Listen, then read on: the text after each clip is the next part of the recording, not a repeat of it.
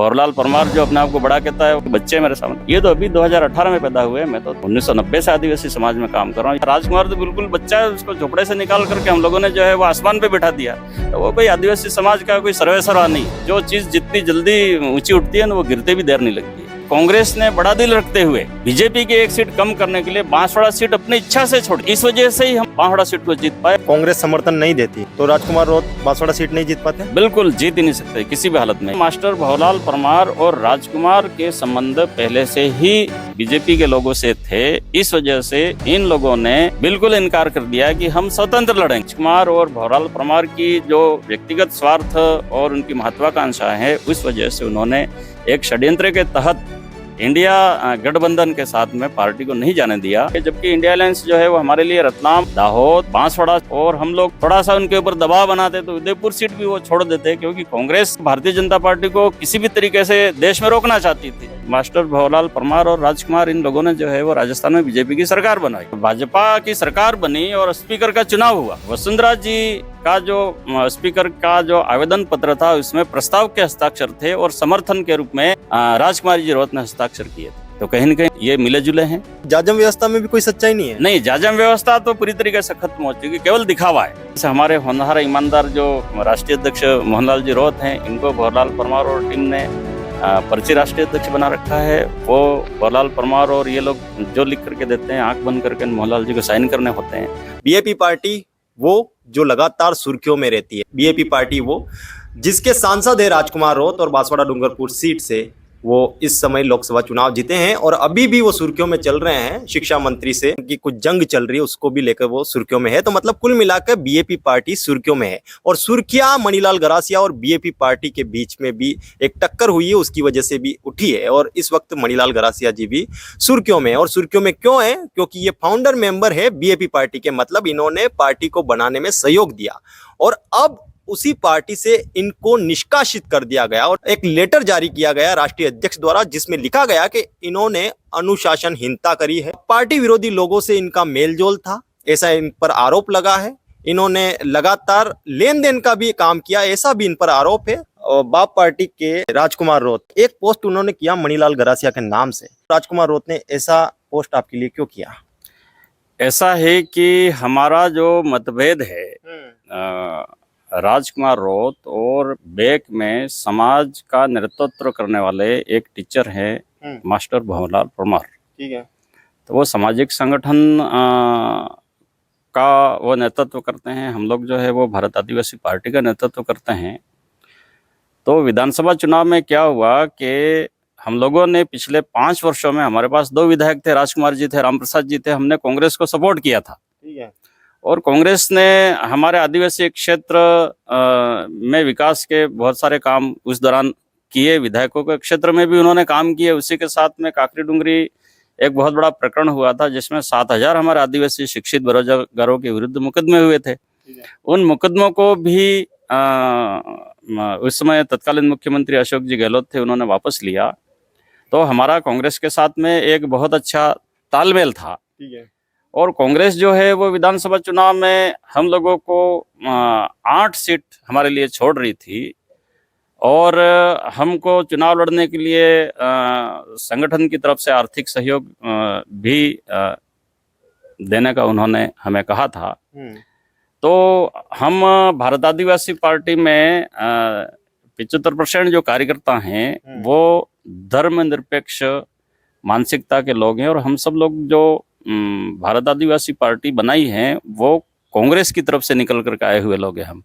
ठीक है। जो ज्यादातर लोग हैं कांग्रेस के, लोग कांग्रेस से आए हुए हैं। इस वजह से अधिकांश लोगों का ये मानना था कि हमारा कांग्रेस या इंडिया गठबंधन है जो आरएसएस और बीजेपी को रोकने के लिए एक मंच पे आ रहे हैं, उनकी तरफ हमें जाना चाहिए। ठीक है। क्योंकि हम अच्छी तरह से जानते हैं कि हम आदिवासी क्षेत्रों में काम कर रहे हैं, तो हम कभी भी किसी भी राज्य में सरकार तो बना नहीं सकते हैं, तो हमको किसी न किसी को सहयोग करना ही है। लेकिन हमारे समाज का ये कहना है कि भाई आरएसएस और बीजेपी को सहयोग नहीं करना है, सहयोग करना है तो कांग्रेस को करना है। ठीक है। और कांग्रेस से तालमेल बिठा करके चलना है। तो समाज की इच्छा के अनुरूप हम सब लोगों ने जो है वो राजकुमार जी रोत और कुछ जो राजनीतिक महत्वाकांक्षी लोग हैं, जिसमें हमारा आदिवासी समाज की तरफ से मास्टर भंवरलाल परमार भी है, उनके सामने हम लोगों ने ये कहा है कि भाई अपने को कांग्रेस से अलायंस करना चाहिए, अच्छा अवसर मिल रहा है। 8 सीट कांग्रेस छोड़ रही है तो हमारी 8 सीट निकलेगी और राजस्थान में हम एक बड़ी पार्टी बनेंगे और हो सकता है सरकार में शामिल भी हो।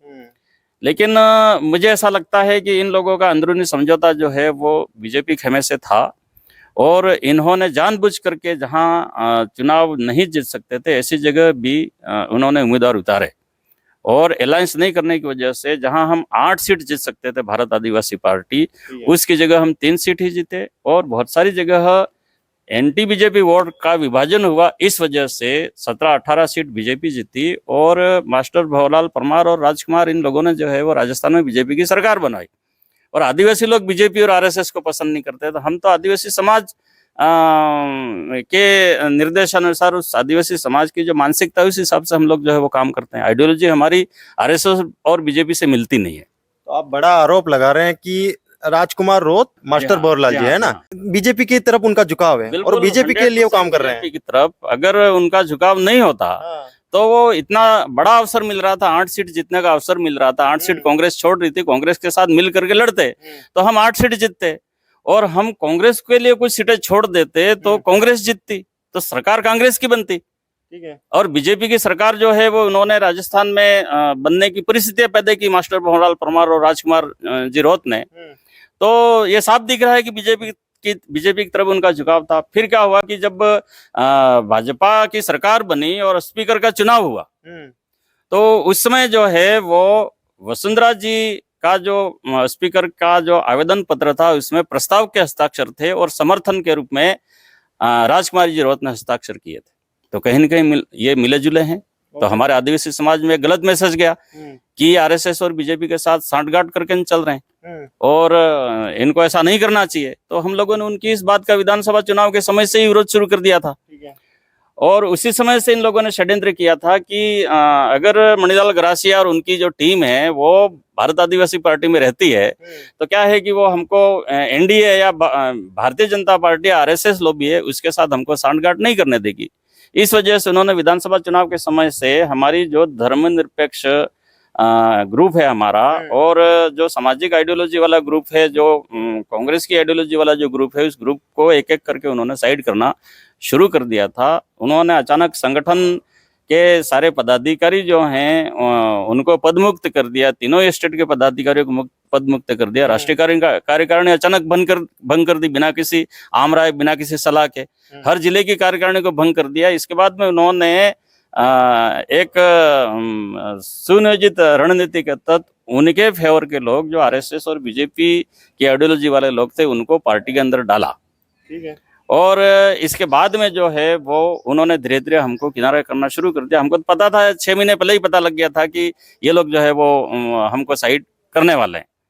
और अभी जो लोकसभा चुनाव हुआ तो लोकसभा चुनाव के समय भी हम लोग ये चाहते थे कि इंडिया अलायंस के साथ में भारत आदिवासी पार्टी है जो अलायंस करे, लेकिन मास्टर भंवरलाल परमार और राजकुमार के संबंध पहले से ही बीजेपी के लोगों से थे। इस वजह से इन लोगों ने बिल्कुल इनकार कर दिया कि हम स्वतंत्र लड़ेंगे, हम इंडिया अलायंस से किसी प्रकार का अलायंस नहीं करेंगे। जबकि इंडिया अलायंस जो है वो हमारे लिए रतलाम, दाहोद, बांसवाड़ा सीट तो पूरी तरीके से छोड़ने के लिए तैयार थे और हम लोग थोड़ा सा उनके ऊपर दबाव बनाते तो उदयपुर सीट भी वो छोड़ देते, क्योंकि कांग्रेस जो है वो भारतीय जनता पार्टी को किसी भी तरीके से देश में रोकना चाहती थी तो वो सीट मिल सकती थी।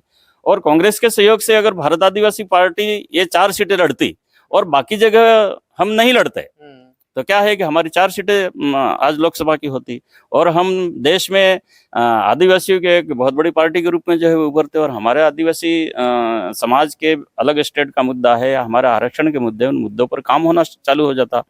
लेकिन राजकुमार और भंवरलाल परमार की जो व्यक्तिगत स्वार्थ और उनकी महत्वाकांक्षा है उस वजह से उन्होंने एक षड्यंत्र के तहत इंडिया गठबंधन के साथ में पार्टी को नहीं जाने दिया और उन्होंने पार्टी को स्वतंत्र रखा। तो इससे क्या हुआ कि एंटी बीजेपी वोट जो है वो बढ़ गया। ओके, तो आप क्या चाह रहे थे, कौन कौन सी सीट पर समझौता करना चाहिए था बीजेपी पार्टी को? देखो, उदयपुर, चित्तौड़गढ़ इन पर कर सकते वो रतलाम, इंडिया गठबंधन वाले हमको रतलाम सीट दे रहे थे, हमको दाहोद सीट दे रहे थे, हमको बांसवाड़ा सीट दे रहे थे। ठीक है।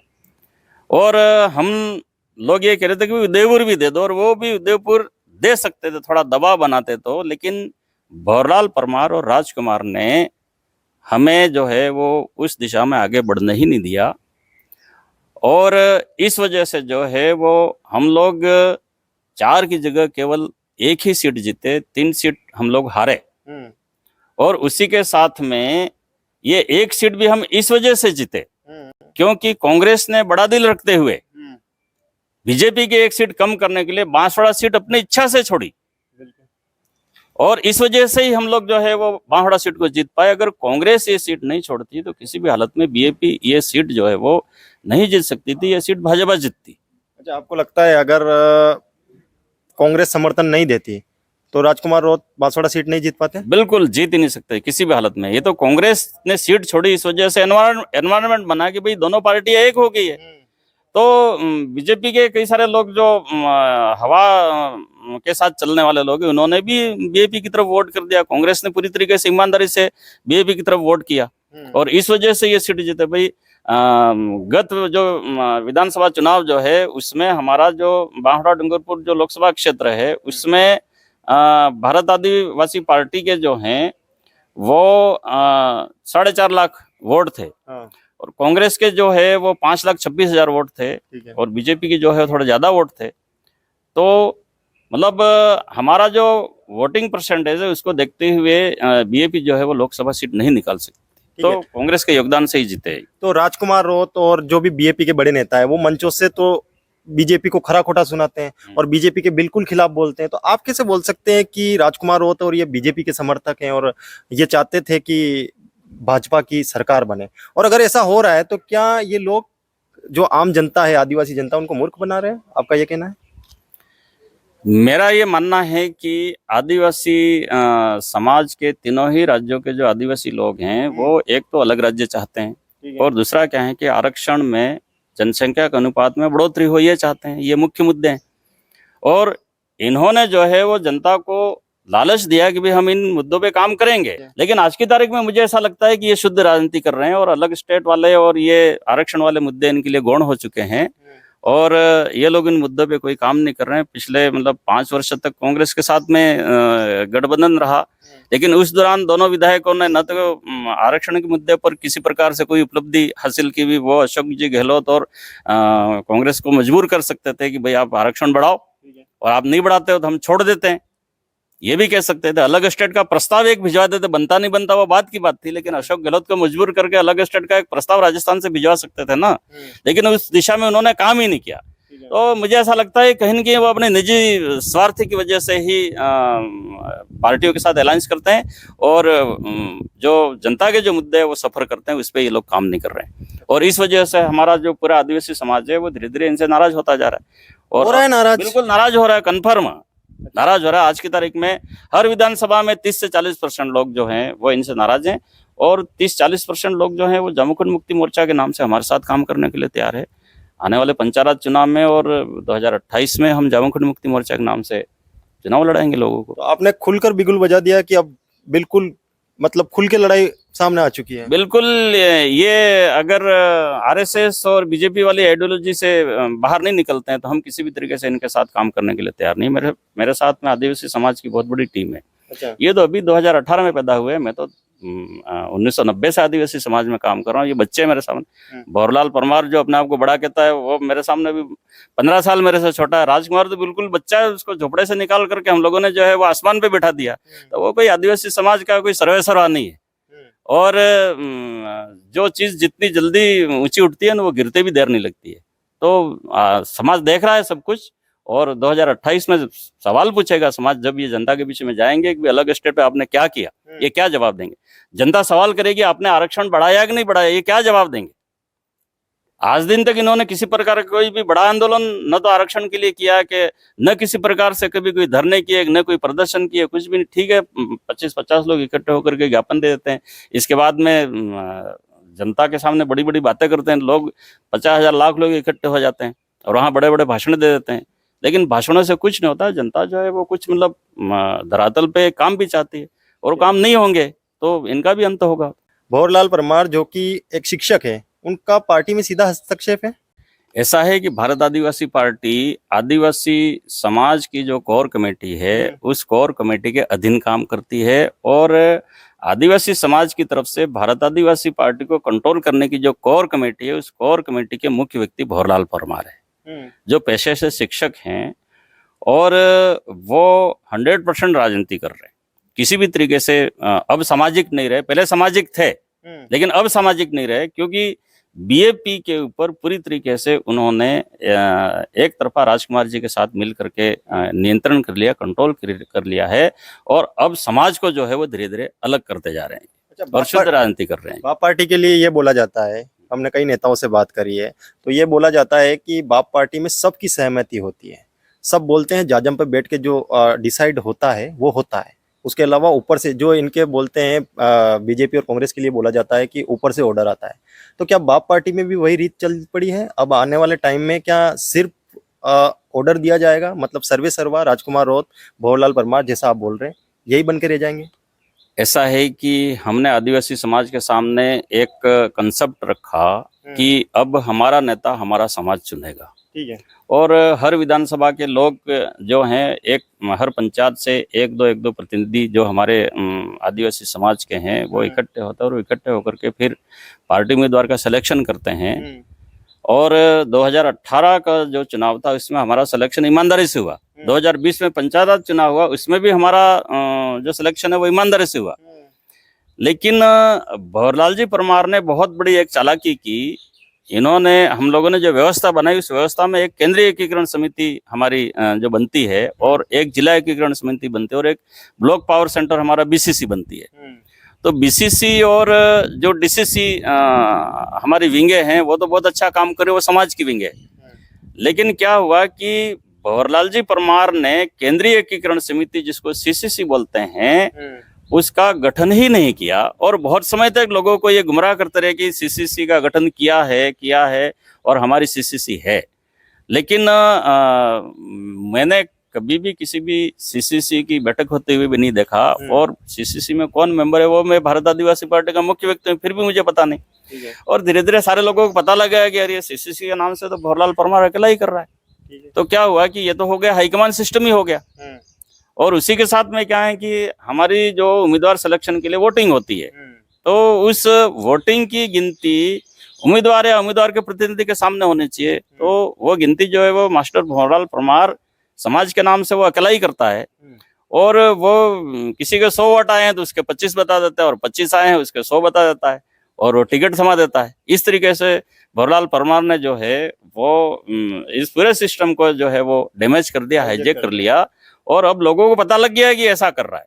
नहीं तो आपका ये इल्जाम है कि जाजम व्यवस्था में भी कोई सच्चाई नहीं है? नहीं, जाजम व्यवस्था तो पूरी तरीके से खत्म हो चुकी, केवल दिखावा है, दिखावा हो रहा है। व्यवस्था दिखावा है, कोई जाजम व्यवस्था नहीं है। ये 100% ये तो शुद्ध राजनीति कर रहे हैं। तो क्या आने वाले समय में जो ये चीजें हो रही है, अगर आपके हिसाब से अगर असल में हो रही है तो लोगों को पता चलेगा तो लोगों का विश्वास नहीं टूटेगा? आज 30-40% लोग मेरे साथ हैं। अभी मैं 9 अगस्त को विश्व आदिवासी दिवस के दिन जामुखुंड मुक्ति मोर्चा का बड़ा कार्यक्रम रखूंगा, शक्ति प्रदर्शन होगा हमारा। हम देखेंगे कि भंवरलाल परमार और राजकुमार रौत के साथ कितने लोग जाते हैं, हमारे साथ कितने लोग आते हैं। ठीक है, आपको पार्टी से निकाला गया, आप समेत 8 लोगों को निकाला गया। आपको पहले नोटिस दिया गया, कोई सूचना मिली थी कि आपको पार्टी से निकाल रहे हैं और आपकी कोई सफाई मांगी गई? क्योंकि आप पर आरोप लगाया कि अनुशासनहीनता आपने करी है, लेन देन कहीं से करी है, किसी पार्टी के साथ आपके मेल जोल है, पार्टी विरोधी आपने काम किए हैं, और क्यों निकाला गया वो, उस पर थोड़ा सफाई, मतलब जो उन्होंने आरोप लगाया उस पर सफाई। ऐसा है कि राजनीति में आरोप प्रत्यारोप तो लगते ही रहते हैं, लेकिन मैं मास्टर भंवरलाल परमार और राजकुमार जी को ये कहना चाहता हूँ कि अगर मैंने किसी भी प्रकार की सौदेबाजी की है तो उसके प्रूफ जो हैं वो समाज के सामने रखें। ठीक है। और मेरे किसी से किसी प्रकार की कोई साठ गांठ हो, किसी से बात करते हुए किसी प्रकार कोई ऑडियो हो, कोई वीडियो हो, कोई फोटो हो, है या किसी विरोधी दल के नेता का कोई स्टेटमेंट भी ऐसा हो कि भाई मणिलाल जी ग्रासिया मेरे संपर्क में है, तो वो इसको जनता के सामने रखे। तो आरोपों में कोई दम नहीं? नहीं, आरोपों में कोई दम नहीं। ये तो भाई भारत आदिवासी पार्टी को हाईजैक करना चाहते हैं, क्योंकि मैं अकेला ऐसा व्यक्ति हूँ जो इनको रोक सकता हूँ। बाकी इनको कोई रोक नहीं सकता है। इस वजह से एक पावरफुल और ताकतवर चेहरा जो आदिवासी समाज का है उसको बदनाम करने का ये बहुत बड़ा षड्यंत्र कर रहे हैं। लेकिन आदिवासी समाज अच्छे से जानता है, क्योंकि मैं तो पिछले 30-35 वर्षों से आदिवासी समाज में काम कर रहा हूँ। 35 वर्षों तक आज तक मैंने समाज को के साथ विश्वासघात नहीं किया, तो समाज कैसे मान लेगा कि मणिलाल ग्रासिया जो है एक दिन में विश्वासघात करेगा। और विश्वासघात किया हो, सौदेबाजी की होगी, तो मेरे पास में प्रॉपर्टी होगी भाई, मेरे पास में करोड़ों रुपया जमा हो गया होगा, मेरे बैंक के खातों में बैंक पैसा पड़ा होगा, या मैंने कहीं जमीनें खरीद ली होगी, कहीं न कहीं पैसा तो होगा क्या, दिखेगा। और अभी हमारे बांसवाड़ा जिले के एक बड़े नेता जो कांग्रेस से बीजेपी में गए, उनके ऊपर भी इस प्रकार के आरोप थे, ईडी के छापे पड़ने की संभावनाएं थी, तो उन्होंने पार्टी जो है वो चेंज कर ली। तो मुझे तो ऐसा लग रहा है कि मेरे पे आरोप लगाते कहीं ऐसा नहीं हो कि इनके जो विधायक हैं उनके ऊपर ईडी आ जाए और ये भाग करके बीजेपी की तरफ चले जाए। मुझे ये भी अंदेशा है, क्योंकि मैंने हमेशा राजनीतिक पार्टी के जो उम्मीदवार का जो सिलेक्शन हमारा जो होता है, तो मैंने एक शर्त रखी थी कि जो भी पार्टी का जो अधिकृत उम्मीदवार बनता है, तो उससे 100 रुपये का स्टाम्प पे एक शपथ पत्र लिया जाए कि वो किसी भी तरीके से आय से अधिक संपत्ति अर्जित नहीं करेगा। एक शपथ पत्र लिया जाए। लेकिन भंवरलाल परमार को लगा कि ये उचित नहीं है, यूं करके उन्होंने हमारी बात को जो है वो नहीं माना। आज भारत आदिवासी पार्टी से जुड़े हुए जो विधायक हैं, जो बिल्कुल टापरे में से निकाल करके हमने मतलब इनको फर्श से लेकर के ला कर उठा के अर्श पे हमने ले जाके खड़ा कर दिया, जिनके पास में कुछ भी नहीं था, आज लाखों की गाड़ियों में घूम रहे हैं और करोड़ों के इनके पास में प्लॉट आ गए हैं। इनके पास में जयपुर में अच्छे खासे फ्लैट मकान है, इनके पास में डूंगरपुर में मकान है, इनके पास में इनके एरिया में मकान है, होटल है, रिसोर्ट खोल दिए हैं। तो दिख रहा है कि सौदाबाजी कहाँ हुई होगी, क्योंकि मुझे लगता है कि विधायक की जो अधिकृत सैलरी है वो तो 1.5 लाख रुपया है। 1.5 लाख रुपये ये सब नहीं होता है भाई। और मेरे पे आरोप लगाते हैं। मैं तो 90 से मैं नौकरी में था, प्रोफेसर की नौकरी। जब मैंने VRS लिया तो 2.5 लाख रुपया मेरी सैलरी थी, और आज भी मेरे को 1 लाख रुपया पेंशन मिल रही है। और इसलिए 1 लाख में से भी मैं पूरा का पूरा 1 लाख रुपया इस समाज के पीछे मैं खर्च कर देता हूँ। और मेरा घर जो है वो, मेरी पत्नी टीचर है और उस टीचर की सैलरी से मेरा परिवार चलता है। बाकी मेरा सब कुछ जो है समाज के लिए मैंने कुर्बान कर दिया।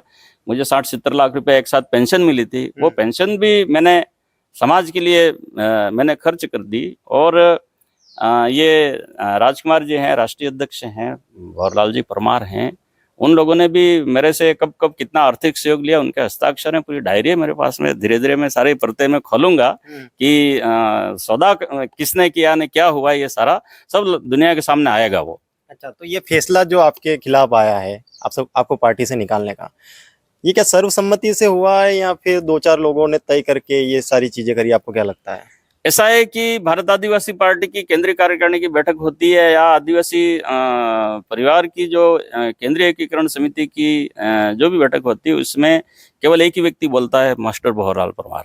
बाकी कोई बोलता ही नहीं है। 2 घंटा 3 घंटा भंवरलाल परमार के प्रवचन चलते हैं, और प्रवचन सबके सब लोग जो है वो चले जाते हैं। ये व्यक्ति जो है वो कहना नहीं चाहिए, लेकिन 3rd ग्रेड के अध्यापक हैं, और इन्होंने जो है वो 3rd ग्रेड से ऊपर के किसी भी व्यक्ति को अपने आसपास रहने नहीं दिया। मैं प्रोफेसर हूँ कॉलेज में, और बुद्धिजीवी हूँ, समाज में मेरा वर्चस्व है।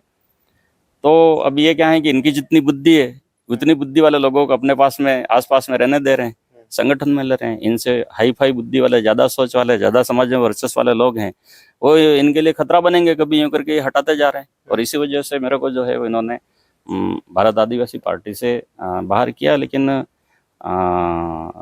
अभी सब सच सामने आ जाएगा। हो सकता है 2028 तक ये 1-2 MLA हैं वो अकेले खड़े रह जाए। सारी पब्लिक जो है वो पता नहीं किस मंच से वो राजनीति में आगे बढ़ेगी, अपने अधिकारों को प्राप्त करेगी, वो समय बताएगा। तो मोहनलाल जी रोत राष्ट्रीय अध्यक्ष के नाम से लेटर जारी हुआ, उनके साथ आपके संबंध कैसे हैं और उनके बारे में आपकी क्या राय है? देखो, मोहनलाल जी रोत मेरे बहुत अच्छे दोस्त हैं। कांति भाई भी मेरे बहुत अच्छे मित्र हैं, हम सुख दुख के साथी रहे हैं, और ये मेरी टीम है। कांति भाई भी उम्र में मेरे से छोटा है, और मोहन भाई भी मेरे से उम्र में छोटा है। ये सब मेरे से 10-15 वर्ष छोटे हैं। मैं एज ए संरक्षक ये लोग मेरे साथ में रहे हैं और अच्छे कार्यकर्ता हैं, ईमानदार हैं। लेकिन क्या है कि जिस तरीके से वो अभी राजस्थान में भाजपा सरकार के मुख्यमंत्री पे आरोप लगते हैं कि पर्ची मुख्यमंत्री, तो उसी तरीके से हमारे होनहार ईमानदार जो राष्ट्रीय अध्यक्ष मोहनलाल जी रोहत हैं, इनको भंवरलाल परमार और टीम ने पर्ची राष्ट्रीय अध्यक्ष बना रखा है। वो भंवरलाल परमार और ये लोग जो लिख करके देते हैं, आंख बंद करके मोहनलाल जी को साइन करने होते हैं, और मोहनलाल जी अगर हस्ताक्षर नहीं करेंगे तो उनको राष्ट्रीय अध्यक्ष पद से हटा दिया जाएगा। ऐसा है कि हमारी भारत आदिवासी पार्टी और समाज में एक धृतराष्ट्र और दुर्योधन तैयार हो गए हैं। ये दोनों मिल करके फैसले लेते हैं। ठीक है। और ये दोनों निकट भविष्य में जो है वो पूरे आदिवासी समाज को लड़ा करके और बिखेर देंगे। भंवरलाल परमार और राजकुमार जी जो हैं वो भारत आदिवासी पार्टी को हाईजैक कर चुके हैं और सामाजिकता पूरी तरीके से खत्म हो चुकी है। जो भी निर्णय ये करते हैं वो उनके व्यक्तिगत निर्णय होते हैं।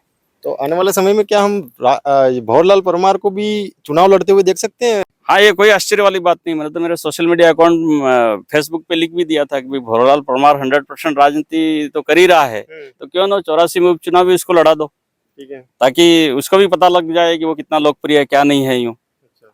लेकिन वो उनका आउटलुक है, वो लड़ते हैं या नहीं लड़ते हैं, पार्टी जो है वो देखेगी वो क्या करते हैं यूं। आपको ये पता है कि ये इंटरव्यू देखने के बाद जो कट्टर फैन है राजकुमार रोहत, भंवरलाल परमार और बीएपी पार्टी के, वो आपके लिए बहुत भला बुरा और मतलब अभद्र भाषा का उपयोग करने वाले हैं, ऐसा आपको अंदाजा है? देखो, मुझे ये सारी चीजें मेरे लिए स्वाभाविक है। मैं 35 वर्षों से लगातार आदिवासी समाज में कई सारे मंचों पे मैं काम कर चुका हूँ और मुझे ऐसा लगता है कि आदिवासी समाज में सबसे अधिक गालियां अगर किसी व्यक्ति ने खाई होगी तो वो मैं हूँ। क्योंकि सामाजिक परिवर्तन लाने वाला व्यक्ति जो है उसको शुरुआत सबसे पहले करनी पड़ती है लोगों को रोकने की, और जब भी लोगों को किसी गलत दिशा में जाते हुए रोकते हैं तो नासमझ लोग जो हैं वो गालियां देते हैं। अच्छा, भगवती भील, उनका भी इंटरव्यू हमने किया। उनको गालियां सिर्फ इसलिए पड़ी कि उन्होंने बीएपी में ना आके कांग्रेस चली गई, कांग्रेस की पार्टी में कांग्रेस की पार्टी ज्वाइन कर ली, जबकि उन्होंने कुछ ज्यादा गलत बोला भी नहीं है ना। और आप जितना खुल के बोल रहे हो उतना तो उन्होंने बोला ही नहीं, फिर भी उनको गालियां पड़ी। तो स्वाभाविक सा है, आपको तो मतलब बहुत सारी चीजें ऐसी बोली जाएगी आपके बारे में, अभद्र चीजें, टिप्पणियां करी जाएगी। भगवती भील के बारे में आपकी राय जानना चाहता हूँ, आपकी कुछ राय है निजी उनके लिए? भगवती भील क्या गलत किया उन्होंने, सही किया कांग्रेस में जाके? ऐसा है कि एक क्रांतिकारी लड़की है और अभी उम्र भी कम है, अनुभव कम है, तजुर्बा कम है। इस वजह से उनके निर्णय जो हैं वो कुछ गलत हो जाते हैं, तो आश्चर्य वाली बात नहीं है। उनको कांग्रेस में नहीं जा करके और थोड़ा धैर्य रखना चाहिए था, सामाजिक मूवमेंट के साथ जुड़े रहना चाहिए था। लेकिन आदिवासी परिवार भंवरलाल परमार और राजकुमार जी की टीम ने उसको इतना हैरेस किया कि उससे ऐसा लगने लगा कि अब मुझे कहीं न कहीं किसी बड़ी राजनीतिक पार्टी में चला जाना चाहिए, क्योंकि ये लोग मुझे उभरने नहीं देंगे। इस वजह से भगवती जी ने कांग्रेस में जाने का निर्णय लिया। उनकी कोई व्यक्तिगत सोच अच्छी रही होगी, मैं नहीं कहता कि उन्होंने कोई गलती की, लेकिन भगवती भील बहुत अच्छी सुलझे हुए विचारों की लड़की है और हो सकता है आने वाले दिनों में वो हमारे साथ आपको दिखेगी। आपके साथ आ सकती हो? बिल्कुल। अच्छा, जब निकाला गया, आपको पार्टी से निष्कासित किया गया, मतलब कुछ नोटिस आया होगा, तो मीटिंग वगैरह हुई, किसी से चर्चा हुई थी, बात हुई, नेगोशिएशन कुछ हुआ? ऐसा है कि अब भारत आदिवासी पार्टी में पहले बैठकें हुआ करती थी जिसमें हम सब लोग सलाह लेते थे, आम आदमी भी उठ करके सलाह देता था। लेकिन अभी पिछले 4-5 महीनों से जो है वो अब भंवरलाल परमार के प्रवचन होते हैं वहाँ, बाकी किसी भी व्यक्ति को बोलने की परमिशन नहीं है, कोई बोलता नहीं है। और भंवरलाल परमार और राजकुमार जी के चले चपाटे जो तैयार हो गए हैं वो क्या है कि वहाँ पूरा मोर्चा संभाल करके रखते हैं, और कोई भी भंवरलाल परमार के विपरीत कोई अच्छी सलाह देने की कोशिश करता है तो हो हल्ला करके उसको दबा दिया जाता है। अच्छा, तो आने वाला समय में क्या आप भी एक नई पार्टी खड़ी करने वाले हैं, ये समझ के चलूं मैं? ऐसा है कि कल किसी ने नहीं देखा, आज मैं इंटरव्यू दे रहा हूँ, कल मैं रहूं नहीं रहूं उसका भरोसा नहीं, इसलिए मैं कल की बात नहीं कर सकता हूँ। लेकिन मेरा जो व्यक्तिगत अनुभव है, आज तक मैं जहाँ खड़ा होता हूँ काफिला मेरे पीछे निश्चित रूप से बन जाता है, और मुझे भरोसा है कि ये जो काफिला आज भंवरलाल परमार और राजकुमार के पीछे है वो आने वाले दिनों में मेरे पीछे आ जाएगा, क्योंकि मैं सच्चाई के रास्ते पे हूँ और मैं आदिवासी समाज में निश्चित रूप से कोई परिवर्तन लाना चाहता हूँ। इसी के साथ मैं मैं इस आदिवासी क्षेत्र में हमारा जो प्रस्तावित नया राज्य है उसमें सारी जातियों को साथ में लेकर के चलना चाहता हूँ। किसी भी प्रकार का जातिवाद अभी इस आदिवासी क्षेत्र में हम नहीं फैलने देंगे। भाईचारा, सामाजिक समरसता बनी हुई रहे। हम किसी धर्म के विरोध में भी नहीं हैं और न ही किसी प्रकार से किसी के साथ हम पक्षपात होने देना चाहते हैं। हम सामाजिक न्याय के रास्ते पर चलना चाहते हैं और आदिवासी समाज में अधिकांश लोग जो हैं वो सामाजिक समरसता के पक्षधर हैं, समाज को आगे बढ़ाने के पक्षधर हैं और ये लोग जो है वो बात को समझ रहे हैं और हमारे साथ में जो जुड़ेंगे, क्योंकि भारत आदिवासी पार्टी के साथ आज की तारीख में जो भी लोग जुड़े हुए हैं वो धर्म के खिलाफ जहर उगलने की राजनीति कर रहे हैं, कुछ सवर्ण के खिलाफ जहर उगलने की राजनीति कर रहे हैं। लेकिन धीरे धीरे अब आदिवासी समाज में ये समझ आती जा रही है कि हमें सबको साथ में लेकर के चलना है और हमारा प्रस्तावित जामुखंड राज्य जो भी समाज मिल करके तय करता है नाम, जामुखंड नाम से भी हम अड़े हुए नहीं है। लोग जुड़ेंगे और कहेंगे कि ये नाम रखो तो आमराय से उस नाम को एक्सेप्ट कर लेंगे, कोई दिक्कत वाली बात नहीं। चलिए, अभी एक कंट्रोवर्सी हुई है आदिवासी समाज और राजस्थान के शिक्षा मंत्री मदन दिलावर के बीच में। आप आदिवासी समाज से आते हैं इसलिए मैं उस पर आपकी राय लेना चाह रहा हूँ। उस पर राजकुमार रोत खड़े होकर मतलब सीधे जंग बोल देते हैं और बोलते हैं कि डीएनए हम भेजेंगे, सारी चीजें इस तरीके से कंट्रोवर्सी एक हो रही है, मतलब राजस्थान में तो बहुत ही ज्यादा हो रही है। उस पर आपकी क्या राय है? ऐसा है कि इस संबंध में मैं एक ही बात कहना चाहता हूँ कि आदिवासी हिंदू है या नहीं, हाँ। ये हमारा मुद्दा है ही नहीं। हमारा मुद्दा आरक्षण और अलग स्टेट। ठीक है। अब राजकुमार जी रोत ने मदन दिलावर के उकसाने पर जो डीएनए टेस्ट और सैंपल वाला अभियान छड़ा है, तो मैं सोचता हूँ ये हमारा आरक्षण और अलग स्टेट का जो मुद्दा है उससे हमारे युवाओं का ध्यान भटकाने के लिए ये मुद्दा जो है वो छड़ा है। हम धर्म के पछड़े में हम लोग नहीं पड़ते। तो मुद्दों से भड़काने के लिए ये कंट्रोवर्सी हो रही है? जी हाँ, इसी वजह से हो रही है। ये कोई इश्यू नहीं होना चाहिए। वैसे मेरा ये मानना है कि हमारा तीनों राज्यों का जो आदिवासी समाज है, मैं निजी व्यक्तिगत ये मानता हूँ कि हिंदू धर्म से आदिवासी कल्चर और जो संस्कृति उसकी आइडियोलॉजी जो है वो अलग है। लेकिन फिर भी क्या है कि आज भी 90% आदिवासी जो है वो हिंदू आइडियोलॉजी को मानते हैं और मंदिरों में भी जाते हैं, ज़्यादातर मूर्तियों की पूजा करते हैं। तो अभी धर्म के मुद्दे पर यह विवाद खड़ा नहीं किया जाना चाहिए, क्योंकि आदिवासी समाज भी यह नहीं चाहता कि हम हिंदुओं का विरोध करेंगे। चलिए, अब इंटरव्यू को खत्म करते हैं, लेकिन इंटरव्यू को खत्म करने से पहले जो मुख्य आरोप आप पर लगे हैं एक बार और उन पर आपकी प्रतिक्रिया ले लेता हूं। एक तो सौदेबाजी का आरोप आप पर लगा, क्या सौदेबाजी करी है आपने? ऐसा है कि भारत आदिवासी पार्टी में किसी ने सौदेबाजी की है या कोई कर सकता है तो सौदेबाजी वही कर सकता है जो किसी बड़े पद पे हो। या तो कोई राष्ट्रीय अध्यक्ष हो वो सौदेबाजी कर सकता है, राष्ट्रीय महासचिव सौदेबाजी कर सकता है, और आदिवासी परिवार में जो अपने आप को मसीहा मान करके चल रहा है और सबको हाईजेक करके और फिर भारत आदिवासी पार्टी को भी पीछे से चला रहा है, वो सौदेबाजी कर सकता है। मैं तो भारत आदिवासी पार्टी में केवल सदस्य था, केवल फाउंडर मेंबर था। वहाँ निर्णय में मेरी किसी प्रकार की कोई भूमिका थी नहीं, तो मैं क्या सौदेबाजी करूँगा। अनुशासनहीनता क्या करी आपने? अनुशासनहीनता ऐसा है कि मैं 24 साल तक कॉलेज में प्रोफेसर रहा हूँ और मैंने मेरे बच्चों को अनुशासन सिखाया है। और आज मेरे अनुशासन में रहे हुए बांसवाड़ा डूंगरपुर जिले में 5000 से अधिक आज शिक्षक हैं जो स्कूलों में और अनुशासन की शिक्षा दे रहे हैं। तो ये तो सरासर एकदम झूठा आरोप है, ऐसी कोई बात नहीं। अच्छा, जो 7 लोग और आपके साथ में हैं जिनको निष्कासित किया गया, क्या वो आपके सपोर्ट में है? बिल्कुल मेरे सपोर्ट में है। वो सच्चाई के रास्ते पे चलने वाले मेरी मजबूत टीम है और वो टीम मेरे साथ है। और वही नहीं, अभी बहुत सारे लोग जो हैं वो भारत आदिवासी पार्टी से अलग होंगे। इनको अभी 2-3 महीनों में इनका आईना जो है वो दिख जाएगा।